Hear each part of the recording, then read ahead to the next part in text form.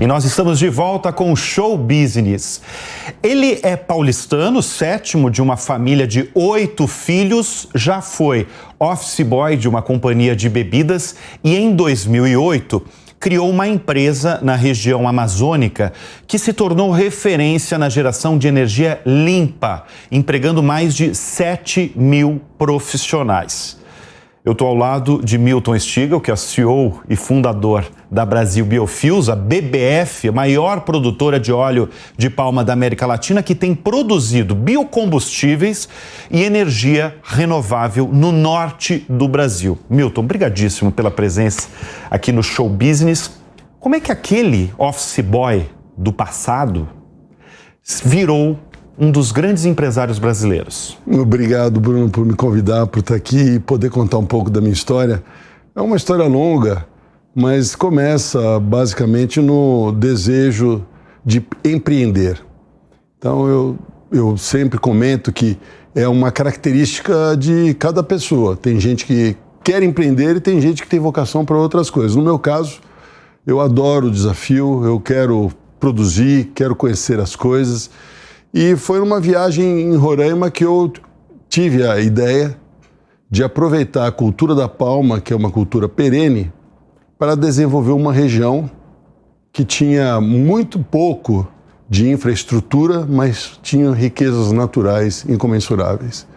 Então foi em Roraima, numa viagem sem propósito definido. Sem propósito? Sem propósito definido, onde eu fui para conhecer os potenciais do Estado, que eu tive essa feliz ideia e que construiu a BBF que é hoje. Como é que você descobriu que através de uma semente da palma de óleo daria para transformar aquilo ali em energia limpa, energia sustentável? Eu participei de uma audiência pública, acho que foi em 2004 ou 2005, para justamente estudar a implementação do Plano Nacional de Produção de Biodiesel, mas no ciclo rodoviário do transporte. E eu fiz uma contribuição à época, justamente com esse propósito, porque como o objetivo do governo era agregar o maior número de trabalhadores da agricultura familiar dentro de um projeto que pudesse ter o impulso do Estado, eu vi na região norte uma imensa possibilidade a ser aproveitada justamente pelas grandes áreas degradadas que tem dentro da Amazônia. O que é curioso, sem me alongar muito no tema, é dizer que o grande problema de você recuperar essas áreas é como é que você escoa a produção. Por isso que a palma foi extremamente eficiente para resolver esse problema. Porque ela te dá um óleo onde você não precisa de grande infraestrutura para escoar esse óleo até os centros produtores. Que é o óleo de dendê, é isso? Exato. É o óleo de dendê. É o vulgarmente chamado dendê.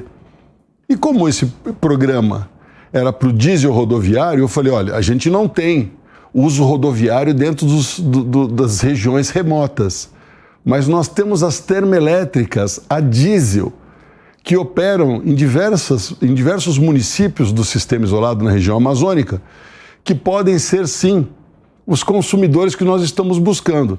Não pelo transporte público ou pelo transporte de massa, como a gente tem os ônibus aqui na cidade de São Paulo, mas para a geração de energia. E hoje vocês estão produzindo energia tanto na região norte, é na região norte que vocês estão produzindo a energia? Exato. Tá. Hoje a gente está em 5 estados. Tá. São 38 os municípios que a gente vai atender com essa proposta que eu expliquei. Hoje estão 25 usinas em operação e mais 13 em construção.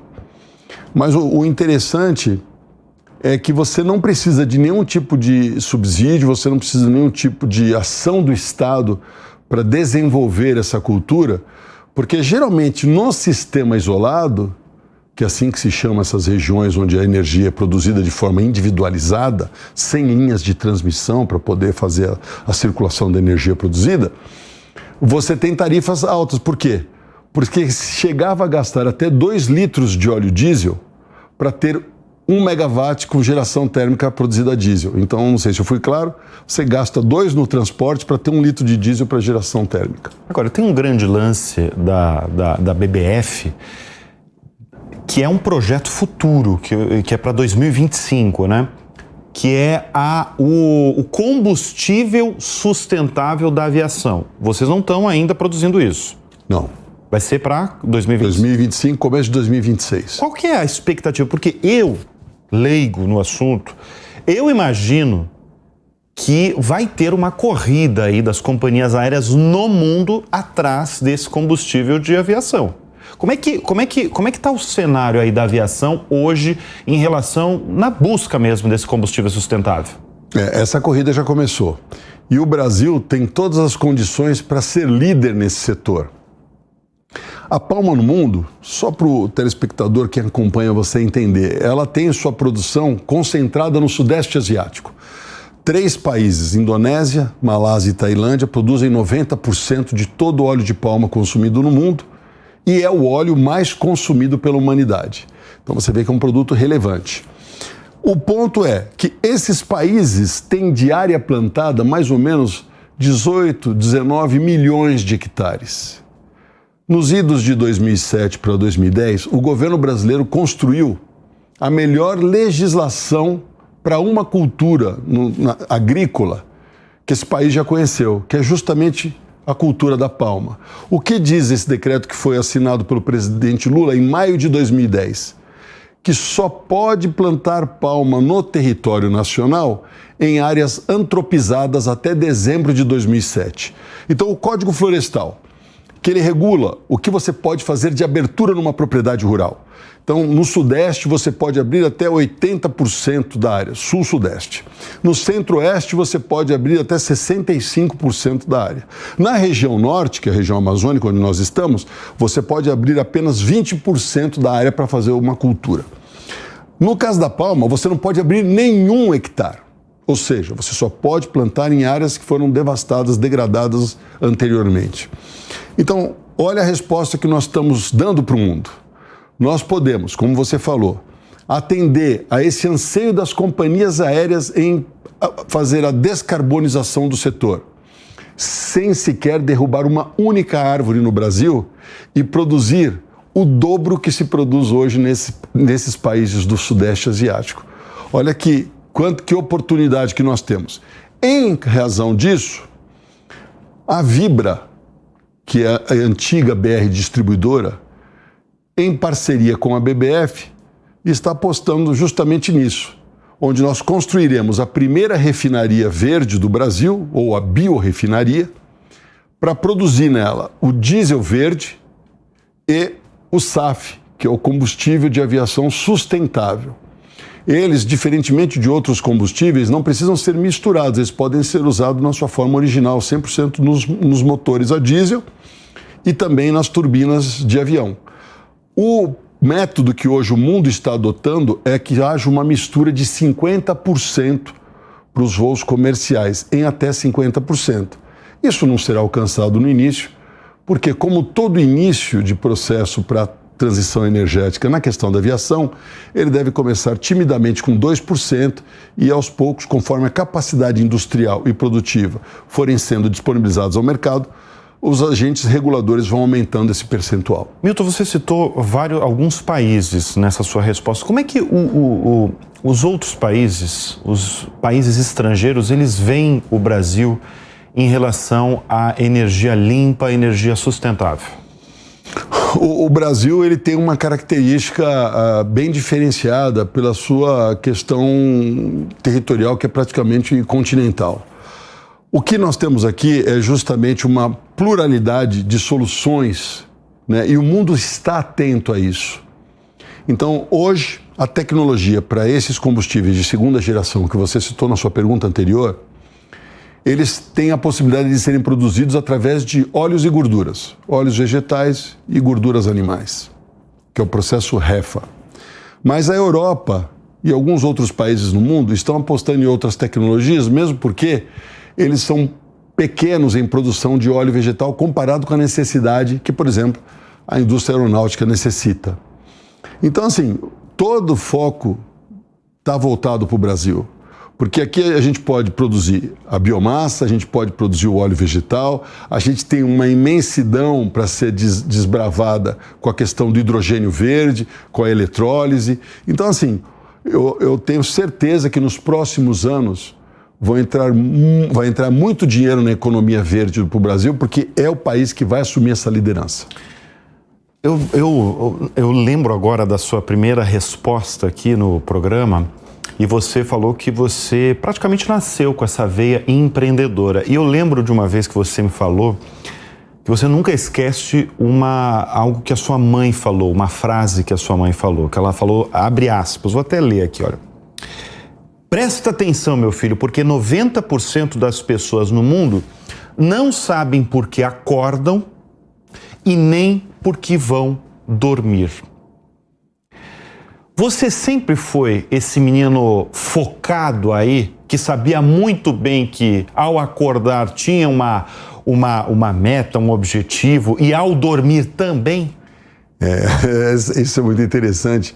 E eu devo isso aos meus irmãos mais velhos, porque quando você é o sétimo, você acompanha os mais velhos nos seus sonhos, nas suas frustrações, né? Então eu acompanhei os meus irmãos entrando na faculdade, saindo da faculdade e depois enfrentando a vida. E muito daquilo que eles tinham como um sonho, parte consegue realizar, mesmo assim, dessa realização, alguma coisa ainda vira frustração, porque não era como eles imaginavam. Então, assim, essa questão do propósito, ela é extremamente, né, e é extremamente importante na minha vida, porque quando você faz aquilo que te motiva, que você gosta, que você entende assim, olha, eu sei porque eu vim ao mundo, eu me encontro pertencido a um propósito maior, numa conjunção de coisas, Bruno, que escapam do razoável, ou seja, escapam do humano, transcende ao humano.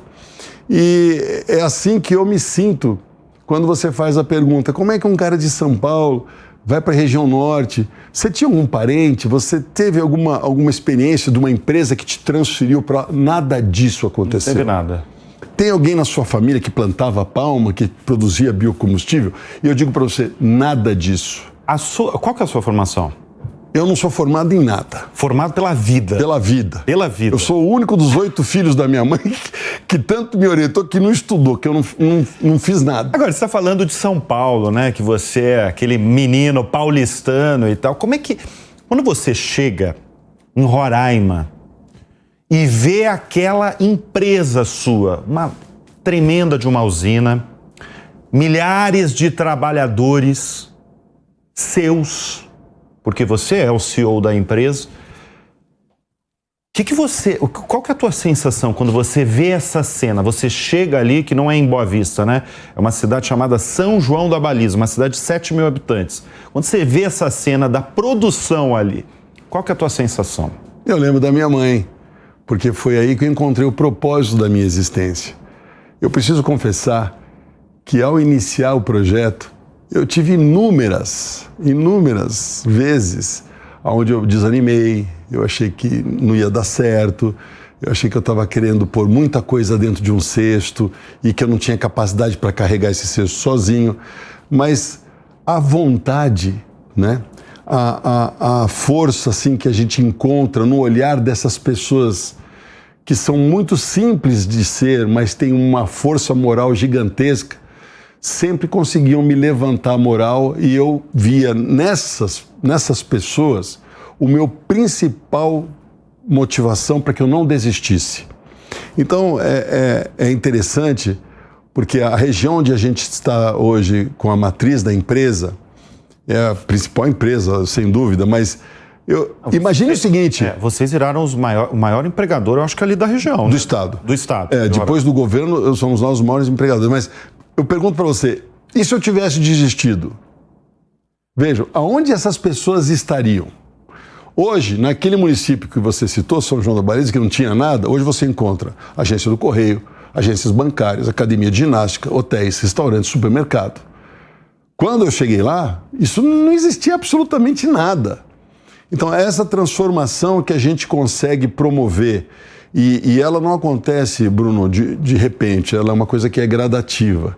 E é justamente essa melhora de ambiente que fornece o combustível necessário para que você permaneça, seja resiliente e continue fazendo a sua parte. Agora, dessas andanças que você tem pelo Brasil, que você é paulistano, criado aí em um grande centro, na maior cidade da América Latina, de repente você cria uma empresa no extremo norte do Brasil. Eles estão muito mais perto de Miami do que de São Paulo, não é? Boa Vista está 3 horas de... 5 horas de Miami. 5 horas de Miami. Muito mais do que São Paulo. Quais as suas conclusões dessas andanças? Porque você tem uma operação no Pará também. E você viaja muito, né, para o norte. Quais as suas conclusões? Porque eu acho que você conheceu o Brasil como poucos mesmo, né? Porque você saiu de um grande centro e você vai com muita frequência ver as suas operações, né? Como é que é esse Brasil profundo? É de uma riqueza incrível. Olha, você falou o Pará. O Pará hoje é um estado de 1.250.000 km², tem 8 milhões de habitantes. Veja as riquezas minerais, veja o que é a Companhia Vale e o que significa o Pará, né, a mina de Carajás, para a Vale, que está entre as maiores mineradoras do mundo. Depois você pega a questão de preservação. O estado do Amazonas tem 90% da superfície coberta com a sua floresta primária. O estado do Pará, se ele fizer todo o plano que o governador Helder quer para desenvolver a agricultura, ele ainda vai conservar 65% das suas florestas preservadas. Veja, 65%. Quando você vai a Roraima, praticamente é um estado intocado, não é? O Roraima não tem um agronegócio pujante. Tirando a BBF e a soja, que agora iniciam a engatinhar, né, nos lavrados de Roraima. Roraima tem uma característica bem diferente desses outros estados, porque ela tem um lavrado, ali uma deformação de bioma dentro do estado de Roraima, que oferece 1.200.000 hectares para quem quer plantar soja, milho, trigo. E aí você vê quanto que o Brasil ainda pode oferecer ao mundo. Eu não estou falando só de recursos minerais, mas veja o petróleo, né? Que estão mensurando que esse petróleo ali na costa do Pará e do Amapá pode ser maior que o nosso pré-sal. Então, assim, a região norte é de uma riqueza, sem contar a prestação de serviço que nós já fazemos para o planeta com a maior floresta em pé do mundo. Eu acho legal você falar, porque a região norte, na verdade, ela é pouco falada, né? As pessoas pouco conhecem. As pessoas conhecem o Nordeste brasileiro por conta das praias, que as pessoas vão. Claro, tem uma variedade de coisas, mas o Nordeste brasileiro é muito conhecido, o Sudeste nem se fala, o Sul também é muito conhecido pelas praias. Eu sou catarinense, é muito conhecido no país. Agora, o Norte não é conhecido no país. Por quê? Não é muito conhecido, mas todo mundo diz que conhece, porque todo mundo dá pitaco e dá palpites. Dá muito palpite? Muita gente palpita sobre a região. Quando eu estou viajando, principalmente para fora do Brasil, eu fico ouvindo as pessoas falarem da Amazônia e é incrível assim, a contundência com que opinam, sem nunca terem pisado, sem nunca terem estudado, sem nunca ter conhecido a Amazônia. Então, a gente está falando aqui muito das riquezas e os cursos d'água e a água doce do mundo. 20% da água doce do mundo está naquela região. O meu filho mais novo, ele diz o seguinte: pai, eu não gosto muito de comer peixe em São Paulo, mas quando eu vou para Roraima, para o Pará, eu quero comer peixe todo dia, porque o peixe não é igual ao peixe daqui. Exato. E é verdade. Então, a gente precisa aprender a explorar isso e mostrar isso para o mundo, né? Levar essa culinária, essa cultura, esse nosso Brasil mesmo, que muito pouco brasileiro conhece, fazer um trabalho. Por isso que é importante o que vai acontecer agora em 2025, a COP30, que vai ser aqui em Belém. Você tem 2 filhos e você acabou de citar um dos seus filhos. Quais são as maiores lições que você ensina para eles? É a humildade e a fraternidade. Eu sempre mostro para os meus filhos que eu só sou quem eu sou e eu cheguei aonde eu cheguei porque muita gente me ajudou, muita gente me apoiou. E essa relação interpessoal entre as pessoas, ela precisa ser trabalhada. A gente cada vez mais percebe um distanciamento, né? uma questão de individualizar as relações, mas de uma forma mais coletiva. Eu digo assim pelas redes sociais, né? Então você bota lá um negócio, ele não está dirigido a uma pessoa, você bota para todos os seus amigos. Mas quando você aprende essa questão pessoal de individualizar as amizades e tratar cada amigo, cada um, onde você sabe, onde você percebe onde que está uma carência, onde que está uma dificuldade, onde que está um olhar diferente para aquela pessoa, isso faz todo sentido. Então eu tenho trabalhado muito com os meus filhos essas questões. Primeiro, da importância da família. Segundo, da existência de um Deus que ordena tudo e da nossa subserviência perante esse Deus e das relações pessoais, porque ninguém faz nada sozinho, Bruno. Sozinho não se chega a lugar nenhum.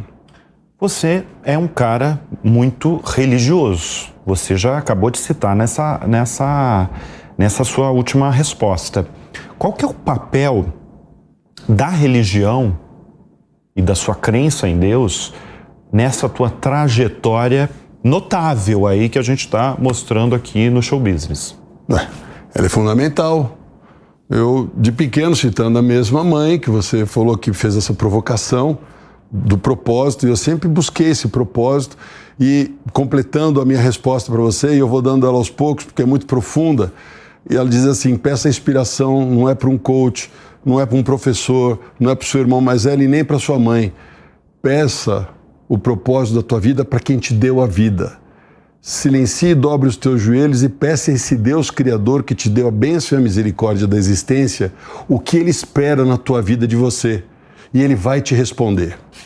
Então, a resposta para a sua pergunta agora, porque eu fiz uma interlocução com a pergunta anterior, é: o que eu posso levar dessa existência?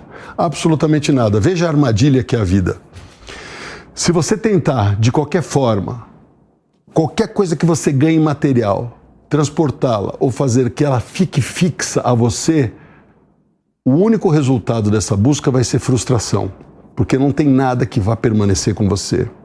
Quando você perder a sua existência física, tudo que você acha que é seu ou que te pertence de alguma forma, direta ou indireta, ela vai transitar por outras mãos. Então, se você dizer assim: Milton, mas eu vou pegar aqui essa cadeira que eu estou sentado e ela vai ser minha, eu vou te provar por quê. Porque eu vou pôr fogo nela e ninguém mais vai sentar nela. Eu digo: olha, isso também é uma bobagem, porque você está queimando alguma coisa que vai se transformar em outra coisa. E amanhã uma folha de uma árvore pela fotossíntese vai captar esse gás e vai começar de novo, e alguém com essa árvore vai fazer uma nova cadeira. Ou seja, você não consegue levar absolutamente nada, a não ser o que você faz de bom e o que você faz de ruim.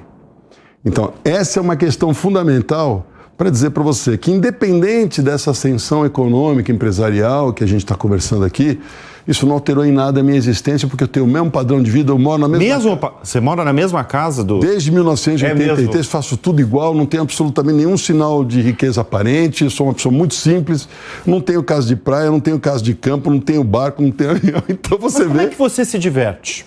Lendo. Eu adoro ler. Lendo? É. Adoro estar junto com a minha mulher e os meus filhos. O que você gosta de ler? Eu leio de tudo. Mas durante a minha juventude eu li muitos clássicos, porque era uma recomendação dos meus pais. Mas hoje eu estou mais voltado para a espiritualidade. Então eu leio muito a obra do Francisco Cândido Xavier. São mais de 500 livros que ele deixou. Já devo ter lido uns 200, mas ainda tem bastante coisa para eu aproveitar esse tempinho que me resta. E essa é a sua diversão, a leitura? Essa é a minha alegria. A sua alegria. Vou voltar à pergunta lá do começo desse bloco, que é o lado empresarial, o seu lado empreendedor, que você falou que desde o começo você tinha essa gana aí de ser um empreendedor. O que precisa para ser um empresário de sucesso? Se a gente falar vamos falar assim, até em mandamentos do que o cara precisa para fazer sucesso nos negócios. Precisa de determinação, precisa de talento, precisa de anjo da guarda. Olha, essa palavra sucesso, ela tem assim uma amplitude que talvez eu não consiga te dar resposta. Eu estou te falando que você é um empresário de sucesso. Mas vamos fazer uma referência assim, já aproveitando o credo. Vamos imaginar que a gente estivesse há 2000 anos atrás junto, passando por uma região chamada de Gólgota. Lá a gente vê 3 cruzes, um do meio, com certos sinais de tortura, de martírio, muito superiores aos laterais. E a gente pergunta para quem é da região, porque nós somos somos viajantes e lá não pertencemos. O que aconteceu com aqueles 3, né? São criminosos, foram condenados à morte e tal. Mas por que o do meio ali, né, sofreu mais? Ele parece ter uma coroa de espinho, ele está pregado, não está amarrado, está todo cortado. Não sei direito o que ele fez, mas acho que cometeu uns pecados terríveis. E nós vamos seguindo viagem, dizendo assim, pobre daquele homem, né? 30 e poucos anos, não casou, não conheceu o mundo, não teve filhos, uma vida derrotada do começo ao fim. Ainda escolheu os amigos, todos traíram, foi abandonado, ninguém defendeu a sua existência ao lado do seu sofrimento, do seu martírio, e vamos embora. Veja que análise, quem é o fracassado e quem é o homem de sucesso. Então fica aí a reflexão para quem está nos assistindo. Mas, assim, se colocar porque muita gente que assiste aqui o Show Business gosta de saber aí alguma lição. Você não tem uma lição do segredo mesmo? Por exemplo, você comanda aí 7 mil profissionais. É curioso porque, às vezes, a gente tem dentro da companhia, pouca gente sabe disso, porque não é uma empresa que emprega muito só porque é do setor agrícola. A gente tem várias indústrias, são 3 indústrias de esmagamento, são diversas termoelétricas, dezenas de termoelétricas, tem plantas de biodiesel, assim, e você tem lá os engenheiros químicos, engenheiro elétrico, engenheiro mecânico, e toda a minha diretoria, você tem lá profissionais que são altamente classificados, né? Aí como é que alguém pode ser maestro sem conhecer os instrumentos, né? Então você veja que fica difícil eu dar essa resposta para os seus espectadores, mas se eu posso dar um conselho, estar cercado de pessoas competentes. Isso é fundamental. Porque assim, o empreendedor, respondendo mais objetivamente a sua pergunta, ele vai ter as ideias. Mas como é que ele pode evitar os pequenos desastres? Quando ele está cercado de uma rede e ele tem a humildade suficiente para colocar a condição de mais ouvir do que falar. Então é isso que eu faço dentro da companhia. Eu tenho as minhas ideias, né, como essa planta de HVO e diesel verde, mas eu trouxe os melhores profissionais para me assessorarem, para me dizerem, olha, qual é o caminho que eu devo percorrer, qual é o parceiro que eu devo evoluir e de que forma que nós vamos conduzir esse processo. Isso é fundamental. Milton Stigl, CEO e fundador da BBF, eu quero te agradecer mesmo, obrigado aí uma honra mesmo tê-lo aqui na estreia do Show Business e parabéns pela essa trajetória aí notável que você tem, profissional e pessoal também, porque a gente fala muito do profissional aqui, mas o pessoal também tem que ser parabenizado. Eu que agradeço a oportunidade, Bruno. Muito obrigado, desejo muito sucesso a você e ao programa. Amém. E o Show Business de hoje vai ficando por aqui. Fica o convite já para você assistir na próxima semana. Até lá. Tchau, tchau.